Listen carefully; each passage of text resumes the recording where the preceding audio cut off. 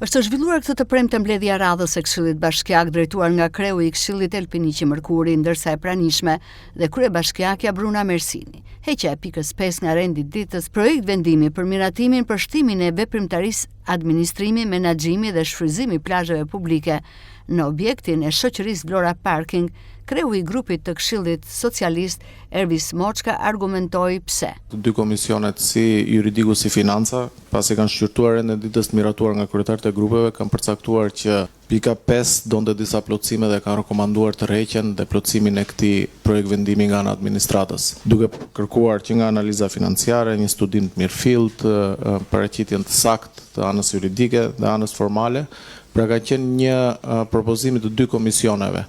Nëse administrata ka rënë dakord, mund ta tërheqim që tani nga rendi ditës ose mund ta diskutojmë kur të relatojnë komisionet dhe të bien dakord të shprehin dakordsinë e tyre për ta tërhequr projekt vendimi. Kështu që nuk shikoj se ka ndonjë problem për tërheqjen e këtij projekt vendimi.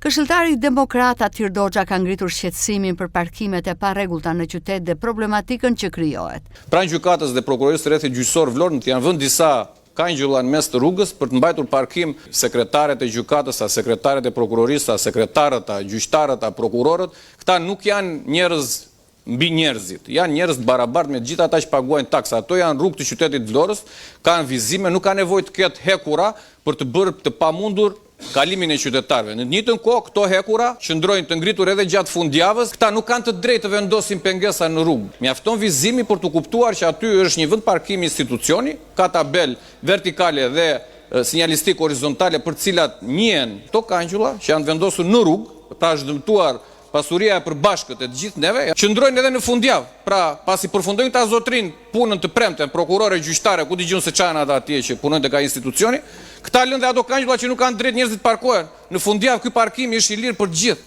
Në gjithë botën edhe atje ku janë, po themi, kryeqendra botërore, e diela është pa pagesë. Dhe këtu kërkoj përsëri ndryrjen e policisë bashkiake, IMT-s, nuk e di se kush institucion tjetër e ka në varësi këtë problematik, të cilat thash edhe një herë janë kthyer në gangren. Ndërkohë kryetaria e Bashkisë së Vlorës, Brunilda Mersini, në fjalën e saj ka folur lidhur me vendimin për zhvendosjen e linjave urbane dhe interurbane të transportit publik në një segment të ri rrugor pranë paraburgimit. Sipas kryebashkiakes së Vlorës, ky vendim vjen si nevojë për të lehtësuar trafikun në qendër të qytetit, i cili prej vitesh përballet me mbi ngarkesë të lartë, veçanërisht gjatë sezonit turistik. E sipas saj, zhvendosja e linjave do të krijojë një pikë më të organizuar për nisjen dhe mbritjen e mjeteve të transportit publik, duke shmangur grumbullimet e panevojshme në zonat më të frekuentuara.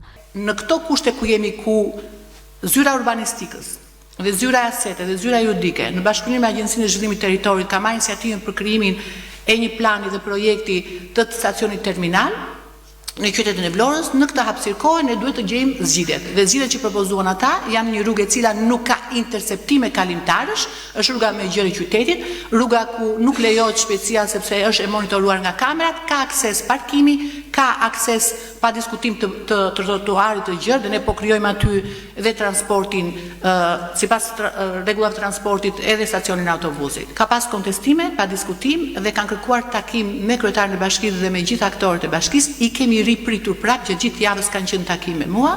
Kuptohet që njerëzit e kanë të pamundur ndonjëherë ndryshimin, por pas disa sqarrime më vjen shumë mirë edhe i përshëndes për ata që kanë kuptuar ndryshimin e vendimeve në këtë qytet.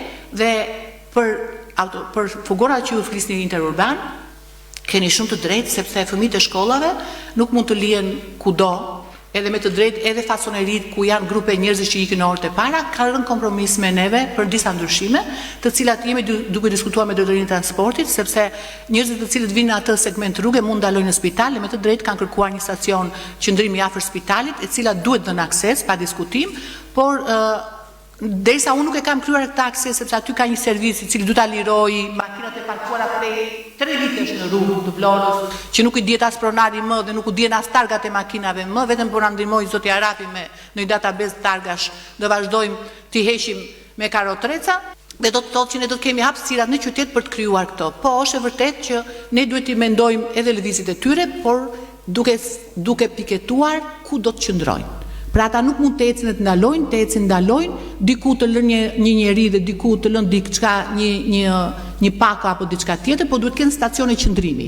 Dhe ja kemi bërë të gjithë stacionet e qëndrimit, kemi rënë dakordsi me të gjithë fugonat të cilat vinë nga zona e Sherishtës, Babicës, janë takuar Pardi, janë takuar me ne, ka rënë dakordsi me stacionin autobuseve afër spitalit dhe te pika fundore OSHE-s, pra kemi zgjidhur dhe po ashtu me lejet posaçme kush ja fugonat për nxënësit e shkollave. Pra ata do të kenë targën, pikat e qëndrimit ku, të çfarë shkolla dhe për fat janë 3-4 shkolla publike dhe private në Vlorë, kemi rënë dakord me të, kështu që mendoj që edhe në propozimin tuaj i kemi dhënë zgjidhje këtij problemi. Kryebashkiakja nënvizoi gjithashtu se projekti është konceptuar si një zgjidhje afatgjatë për menaxhimin e transportit publik në qytetin e Vlorës, duke synuar një sistem më funksional dhe më të rregullt. Ajo la të hapur mundësinë për ndërhyrje të tjera infrastrukturore në të ardhmen në funksion të zhvillimit urban dhe përmirësimit të shërbimeve për qytetarët. Vendimi pritet të shoqërohet me masa orientuese dhe informuese për qytetarët, si dhe me monitorimin e vazhdueshëm për të garantuar zbatimin e tij dhe minimizimin e problematikave gjatë fazës së tranzicionit.